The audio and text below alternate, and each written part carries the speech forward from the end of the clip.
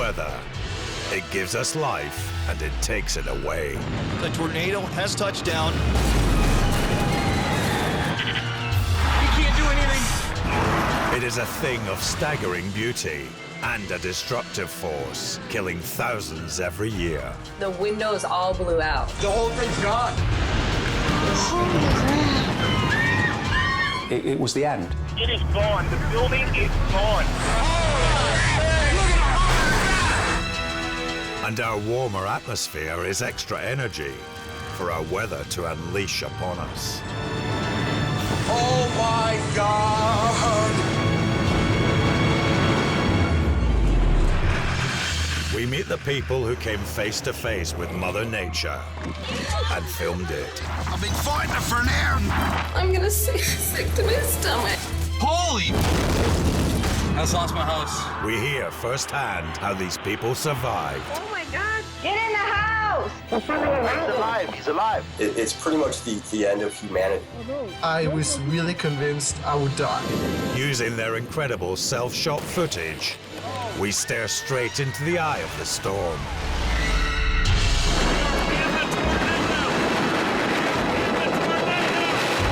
And witness up close the sheer force of nature. Oh my God! Look at that! Everybody take cover! Now!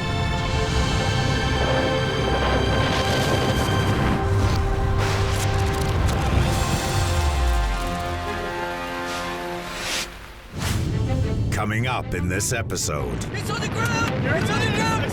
a deadly tornado flattens an entire Illinois town.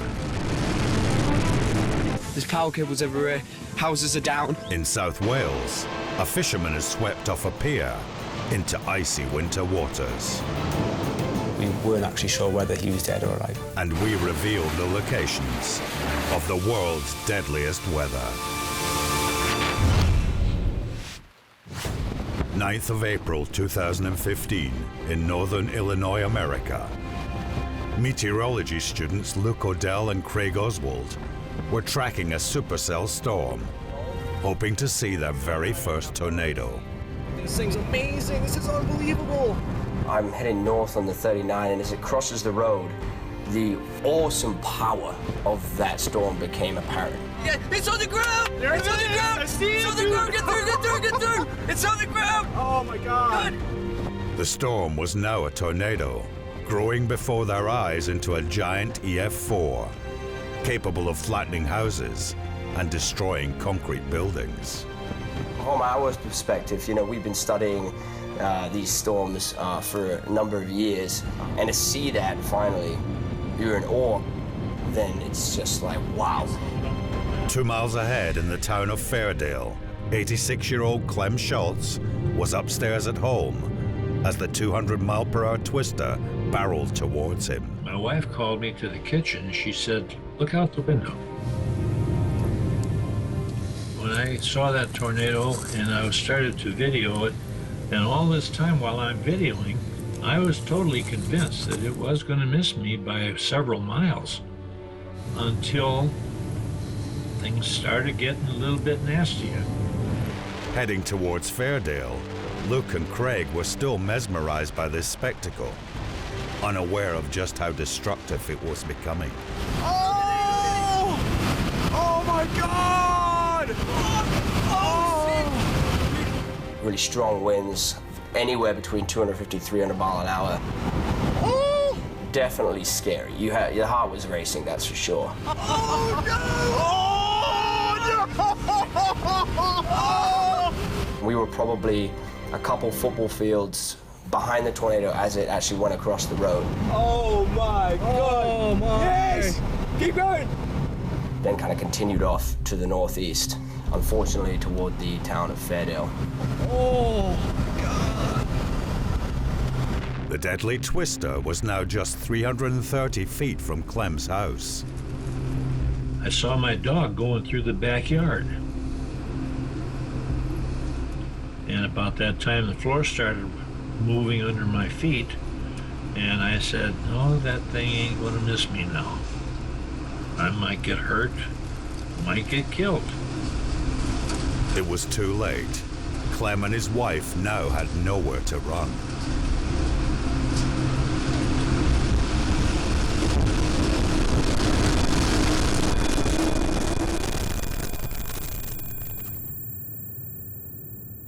Clem, are you dead now, or are you alive? This is actually what I was thinking. Minutes later, Luke and Craig arrived in Fairdale, where they met an apocalyptic scene. Check if everyone's okay. Shit. This is EF4 damage. Just destruction everywhere. Let's go around this way. Are they okay? Hey! We don't know. I don't know. We knocked on the door. Is everyone okay in there? Oh my god. Dude. Jesus. Oh my god. Oh my god.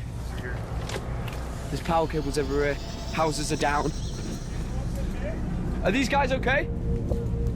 Every single home in this tiny town of 150 people was damaged or destroyed. The only way that I can parallel the feeling. Oh my god. I lived in New York at the time of September 11th, and that kind of panicked silence and the level of destruction is really difficult to comprehend. This is what a tornado of that magnitude can do to a town. In 20 to 30 seconds, they can take the town and make it dust. And that was terrifying. Incredibly, amongst the destruction, a neighbor spots Clem. They got fire rescue on the way, okay? Why don't you come this way? Clem's head was hit, and his entire house was flattened, but he was struggling with a much deeper loss. There was a first responder there. He brought me over to the edge, and he said, "Don't look down." And I said, "Why don't look down?" And he said, "Because your wife is directly underneath you, and she's dead." Obviously, I did look down. I saw her head and one shoulder, an arm, laying out from underneath the beam. I took her by the wrist. There was no pulse. And I said, "Clem, there's nothing that can be done for her. You've got to get yourself out of here, because that noise you hear in the background now is propane tanks all over the town." The whole town had to be evacuated immediately. I think I smell gas. There's lots of propane everywhere. People need to get out of here. It could ignite any second. You need to leave now. Is there people in here? No, get out. There's propane leaking. You guys have to leave. Yes. You have to get out now. Leave. Do not smoke. Don't smoke propane. Put it out.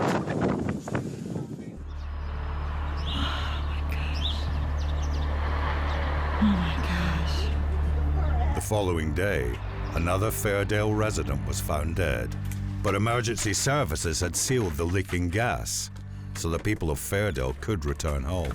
Oh my god. Oh my god. Oh my goodness. Oh my gosh. Oh my gosh.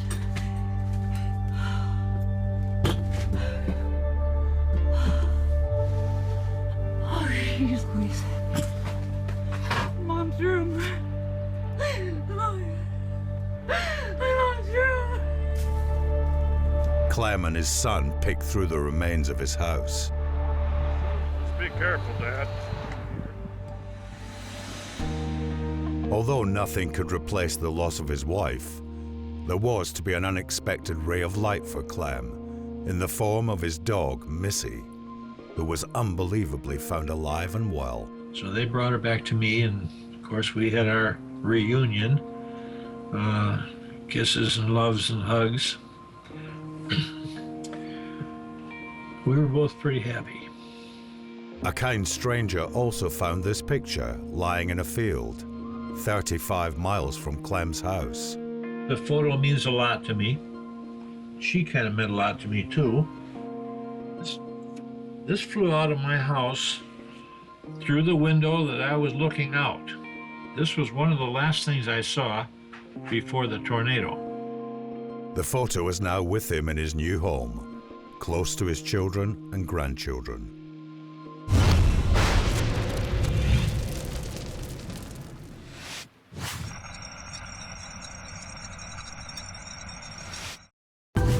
Deadly weather can occur anywhere across the globe, but some places are in Mother Nature's crosshairs more often than anywhere else.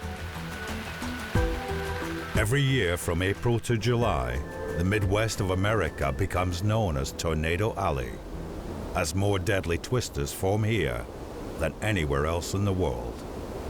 This one in Washington, Illinois, is just one of 70 tornadoes hitting the Midwest in a single day in November 2013. It's coming toward us. I'm going with my baby. Go with the babies. Go. Leave that door so I can get in. Some tornadoes travel at over 70 miles per hour, and this homeowner discovers just how quick they can be on top of you. Oh my God! As cold, dry air from the north meets warm, wet air from the south, the result is up to 1,000 devastating tornadoes every year.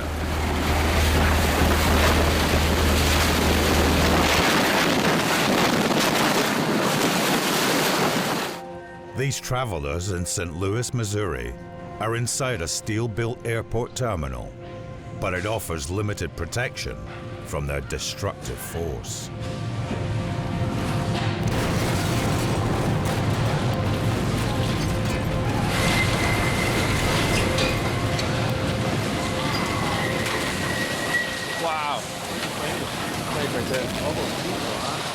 The 150-mile-per-hour tornado blows out half of the main terminal's windows and causes structural damage, costing millions.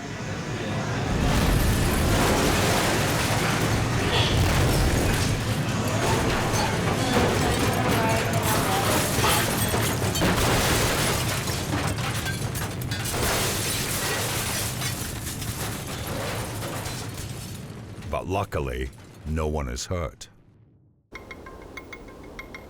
India is the monsoon capital of the world. From July every year, scorching weather over land is pushed out by moisture-laden air from the sea. This triggers biblical rainstorms. In 2015, farmlands and cities were submerged across southern India, underwater. The worst-hit city was Chennai, where lakes overflowed, turning roads into rivers. This motorcyclist is dangerously close to losing his life. Without a human chain of bystanders, he could have become another statistic in the 2015 monsoon floods. They would claim 431 lives across the region. When it comes to deadly hurricanes, the place to avoid is Southeast Asia. They form over warm tropical oceans, so Asia's Pacific coastlines are battered every year by at least 20 of these monsters. And they reach 1,250 miles wide. The most devastating in recent history was Hurricane Haiyan, which hit the Philippines in 2013.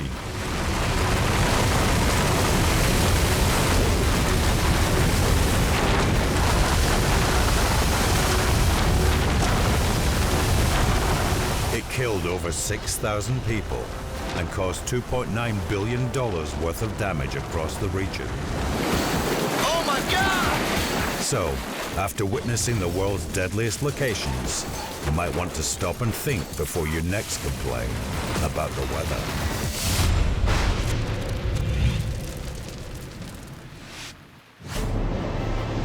Porthcawl in South Wales faces 3,000 miles of open Atlantic Ocean. The huge waves are notorious. In December 2015, a fisherman was swept off the harbour wall by a monster 40-foot wave. Volunteers Ross Purchase and Simon Ems from the Royal National Lifeboat Institution got the call. When we launched, we didn't know whether he had hit himself on the pier.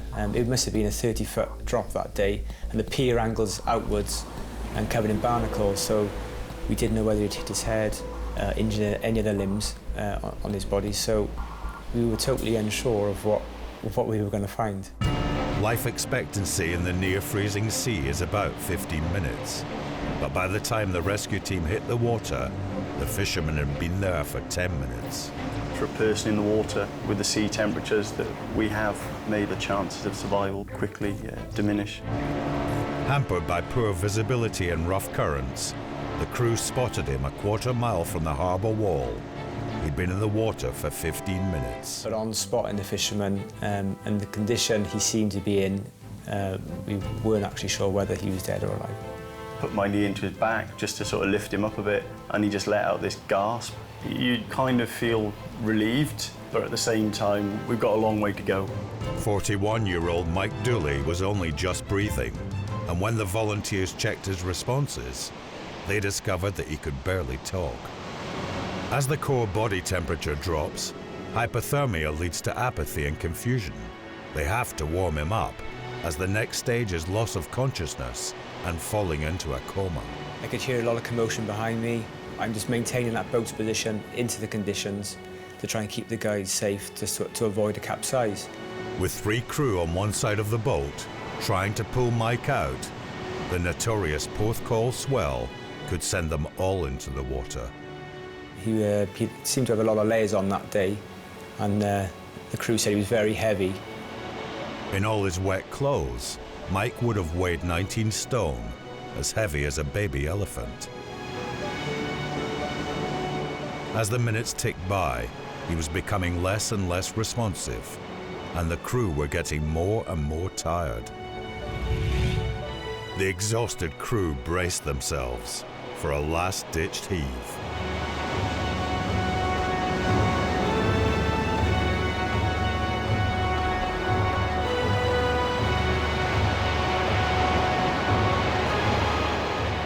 Once we had the fisherman on board, Simon was brought back into the boat before we could actually start making headway back to the station.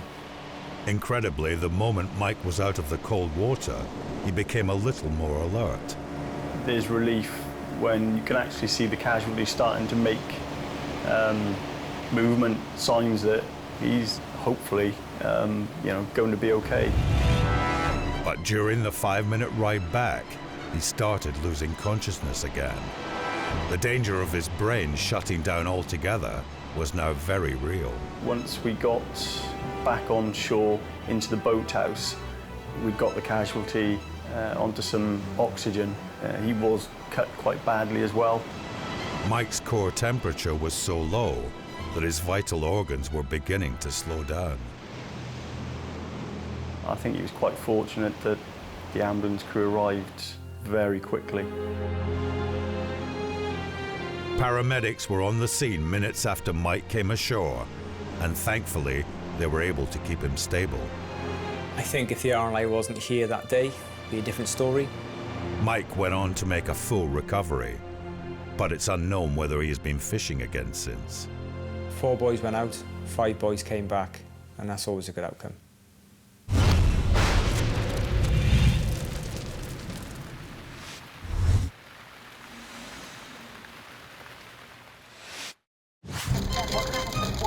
If the elements catch you out, a rescue could be the difference between life and death. No water! 1 meter! Behind! Christmas Day in Wyoming, and it's time for the festive tradition of taking the sleds out to the frozen Jackson Lake. Look at that big crack. Is that a big crack next to him right here? Yeah.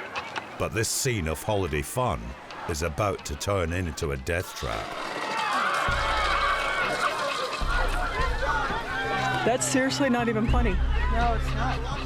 As the ice finally gives way, fellow sledders rush to help the stricken child. It's too.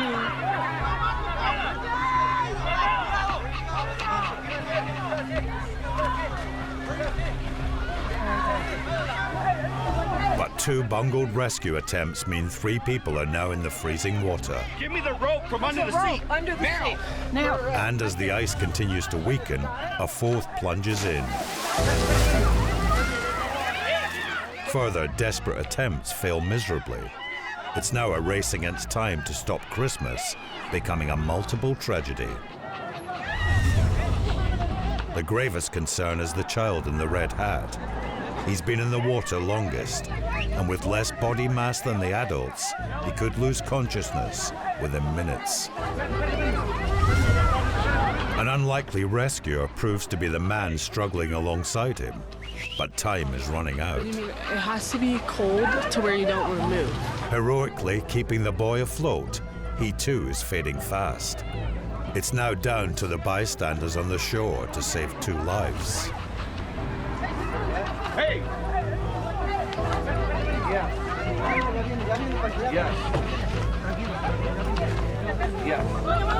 Sorry, they need to take his clothes off. Yeah, they're putting blankets on them. Yeah. People take off their own dry clothes to quickly warm up the 2 victims, and a Christmas Day disaster is narrowly averted.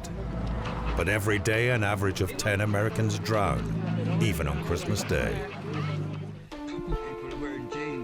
An innocuous drizzle of rain can lead to a life or death situation.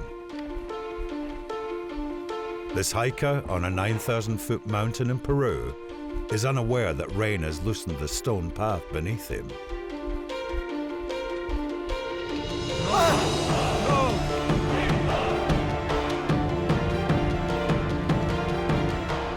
Hidden just beyond the undergrowth is a sheer drop thousands of feet high.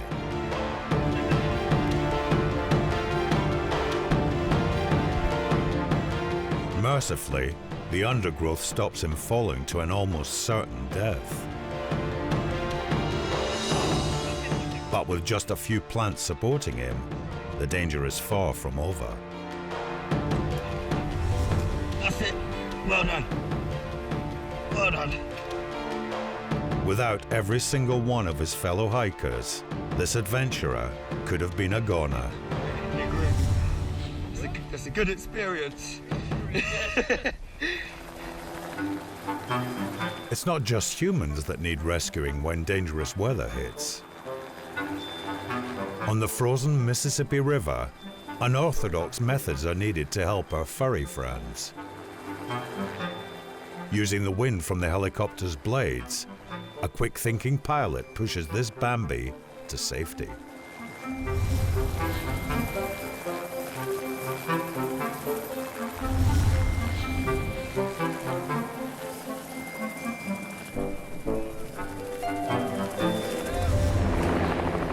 Wow, that was awesome.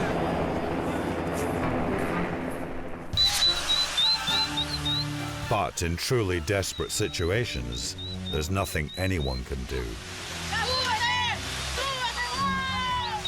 And during this devastating mudslide in Chañaral, Chile, it was down to the victim to rescue itself.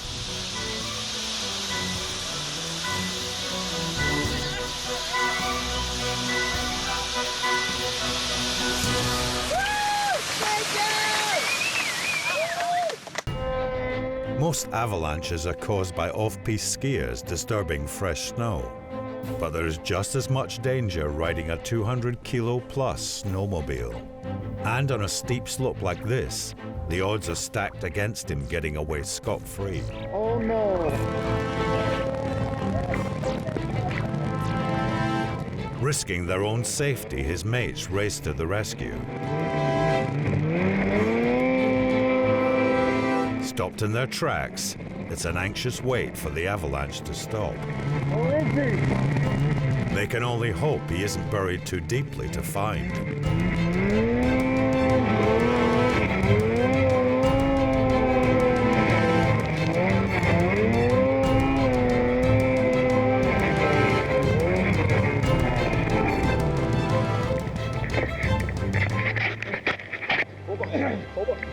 Without his friends, he might not have lived to tell the tale of when he took on an avalanche and lost. He could probably do with a warm hat, though.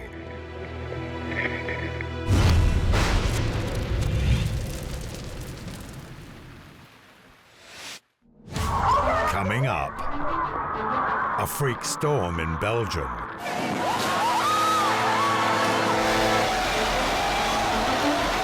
Sending 60,000 music festival revelers fleeing for their lives. A sinkhole threatens to swallow an entire street in Baltimore. Oh my God! And we meet the bad weather junkies who risk life and limb for Mother Nature's kicks.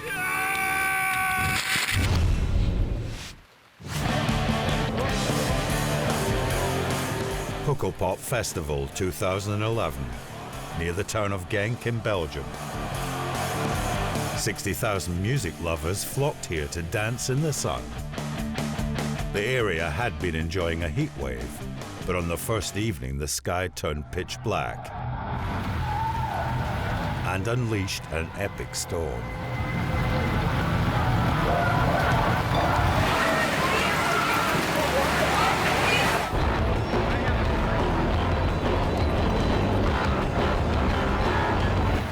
"41-year-old Bert is a veteran raver and is well used to a bit of bad weather. We were laughing like, oh, those kids don't know how to do festivals, and us grown-ups, we can take a bit of rain. But as hundreds streamed into the tent for shelter, Bert found himself pushed to its edge and under an enormous TV screen swinging in the gales.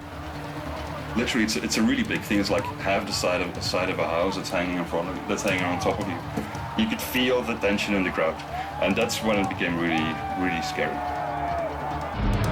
Jeff was in a small trailer beside the huge chateau tent. He'd seen hundreds escaping the storm by fleeing inside it. It was a huge tent, very heavy. The wind was playing it like balloons. We sure were very afraid at that point and panicking as well, because we didn't know what to expect next, what was going to happen. Inside the dance tent, Louis was lost in the music of Wiz Khalifa. You had a few drinks and you're partying, you sort of feel invincible.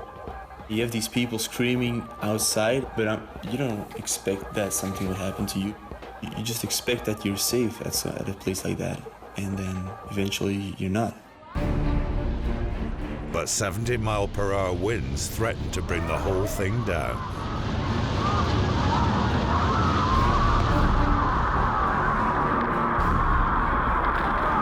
All over the festival, this tent city was pushed to breaking point.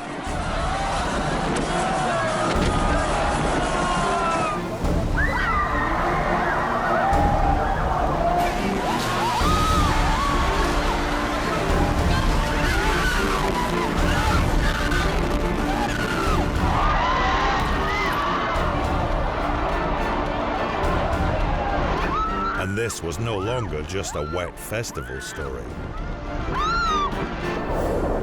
The wind and rain intensified, and the giant TV screen above Bert began groaning under the strain.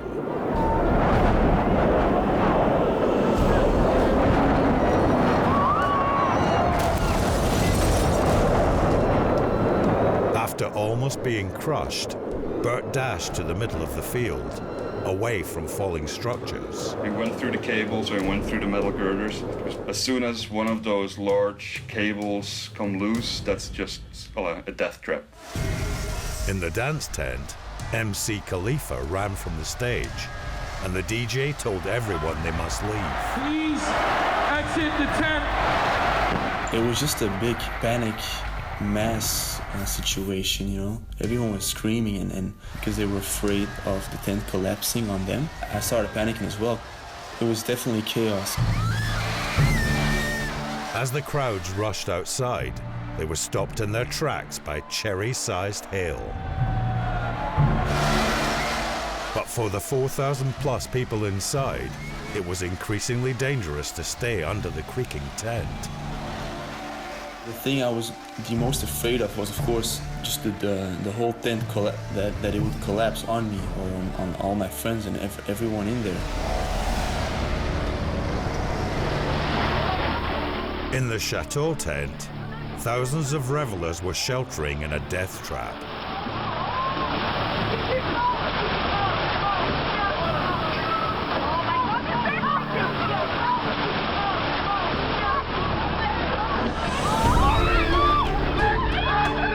At that point I thought this is the end of the world, because you see it's a big monster.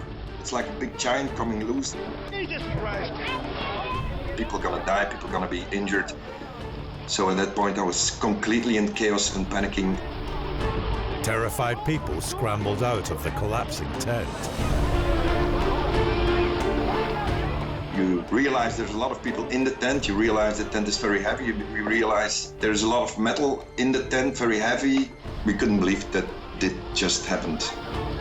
In the carnage, Jeff was unaware that there were people trapped under tons of mangled rigging.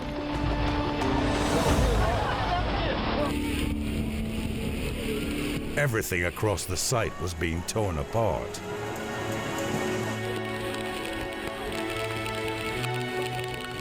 Those who managed to escape fled to their campsites through flying debris.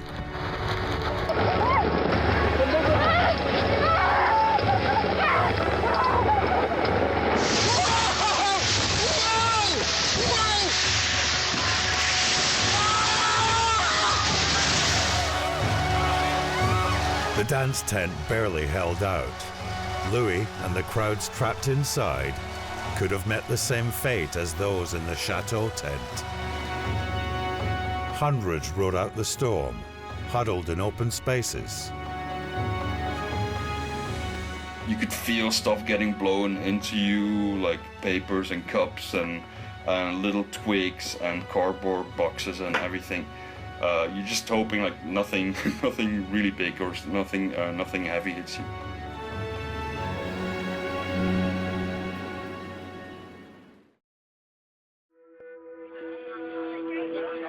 "40 minutes after it started, the storm passed. A few moments before there was a joy, there was sun, there was music, and then a few moments later it's like you go to a funeral or something.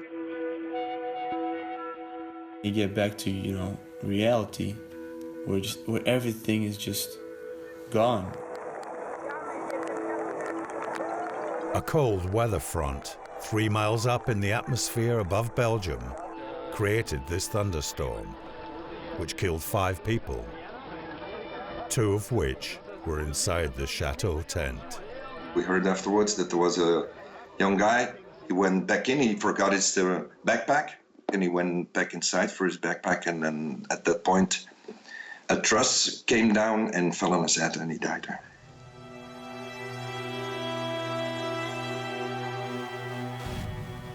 "140 people were injured across the site, 10 seriously.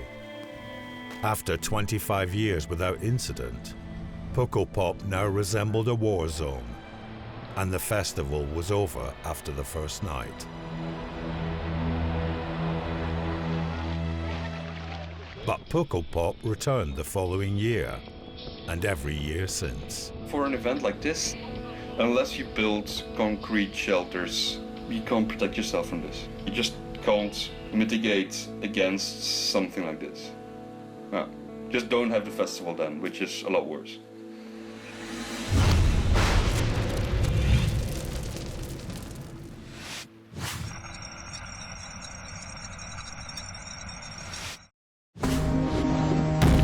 Sinkholes can strike anywhere and at any time. But why do they occur? Sinkholes happen when decades or even centuries of underground water erosion produce cavities, making everything above them dangerously unstable.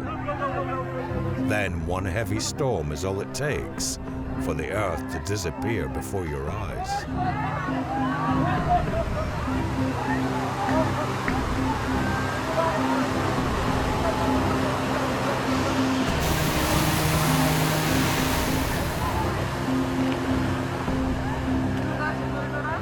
This building in India had been a family's home, but luckily they felt the earth move below them before it was too late. In Bayou Corn, Louisiana, this enormous sinkhole appeared 4 years ago when an ancient natural cavern collapsed. Since then, it periodically engulfs everything above it.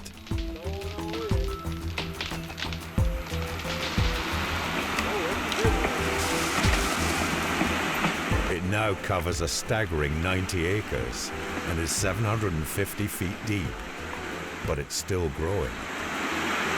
And 300 residents nearby have abandoned their homes as this monster sinkhole threatens to swallow entire settlements. Sinkholes often occur in colder climes, like Ontario, Canada. Hey!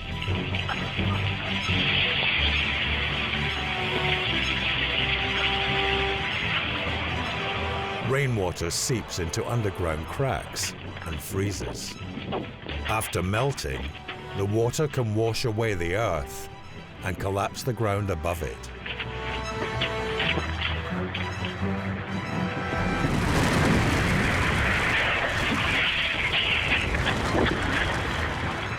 With the train line completely destroyed and a gaping hole in the earth, this person has a lucky escape. This driver is rushing to help campers in Inskip Point, Australia. A sinkhole has devoured tents, cars, and even mobile homes. Now the earth all around it is dangerously unstable. The driver parks up with a gaping chasm just inches to his left. The ground continues to crumble away under his car, leaving it overhanging the sinkhole. You drive, mate. But with help from the campers, he makes a lucky escape. It's only when day breaks that we see how enormous the sinkhole is. Swallowing over 650 feet of beachfront, it is a miracle that no one is killed or injured. Look at this shit. That's crazy.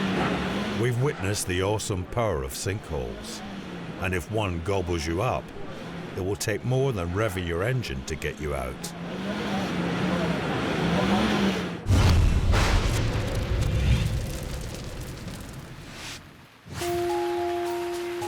Baltimore, Maryland, on America's East Coast, was deluged by one of the wettest springs in 75 years.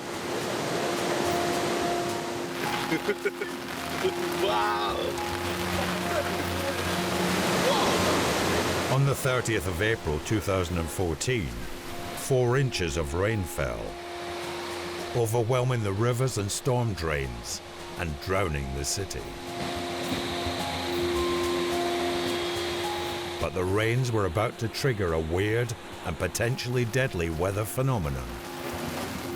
In the low-lying neighborhood of Charles Village, Nick Reyes is among shocked residents watching their street literally crack under the pressure of the flood. And I noticed the cars were starting to lean in towards the side of the street where the opening was, and the first thing I could do was take a picture of it and texted my girlfriend at the time and told her that my street was going to fall off. Rain had seeped through cracks in the road and eroded the foundations of the entire street. Nick's car was one of 12 teetering on the edge, 20 feet above a busy train line. I actually asked one of the police officers if I could go move my car because it was still up there, and he just told me that I couldn't. I had to stand there and pretty much just watch it go. My car's about to go. Your car's...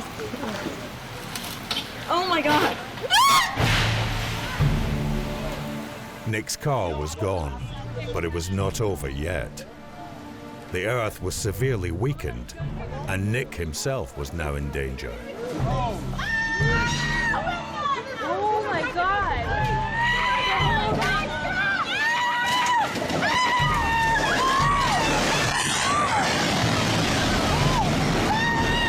It's one of the loudest things I've ever heard in my entire life. Oh my God!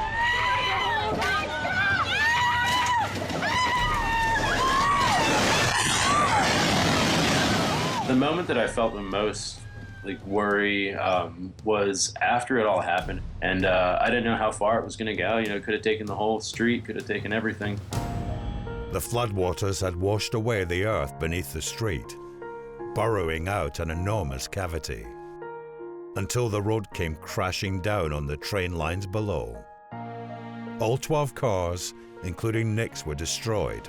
Half the street was literally gone, but amazingly nobody was hurt. Nick and his neighbors were evacuated for a month, while their houses were shored up and the street rebuilt. Finally back home, Nick reflects on seeing the first tiny signs of disaster just days earlier.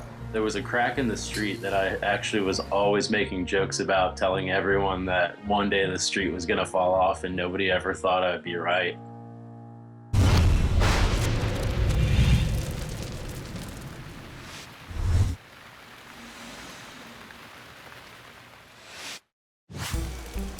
When the weather takes a turn for the worse, most people head indoors and hunker down. But bad weather junkies like this guy dive in head first.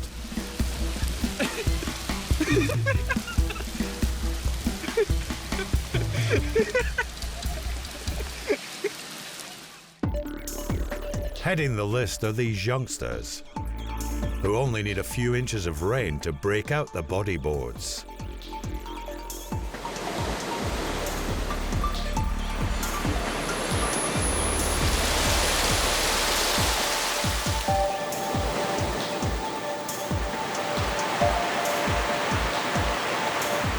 And it's not just the streets, even the storm drains will do. But maybe stick to the beach next time. If the traffic doesn't get you, the sewage and the floodwater probably will. At number 6, this cool customer from Norway shows us how to get around when ice makes walking downhill impossible. Very smooth. In at 5, these thrill-seekers embrace the full force of this storm on Chile's wave-battered Black Island. Whoa! Whoa! Hey! Whoa! Oh! Se fueron! With the 2 men out of sight, a panicked search ensues.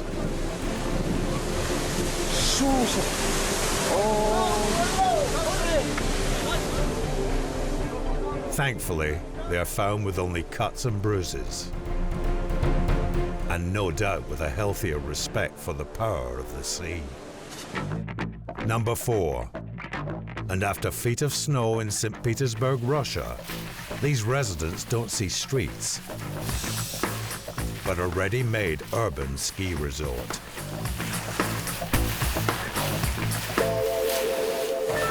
And even when the fuel runs out, an old-fashioned mode of transport is found to keep them slaloming.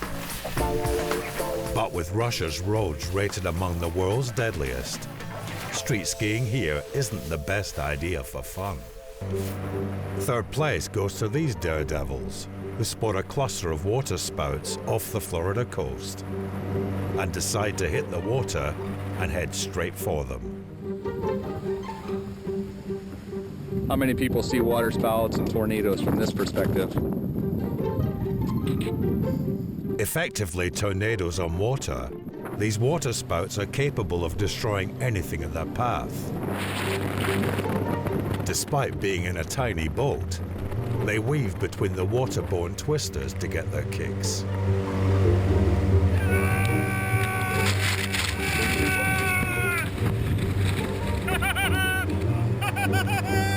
And manage to stay in one piece.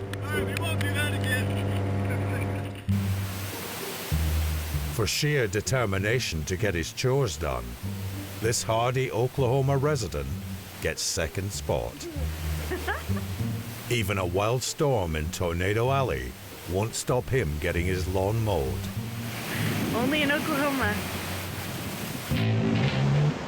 But top spot in the Bad Weather Junkies countdown goes to these surfers who take on Hurricane Sandy and win.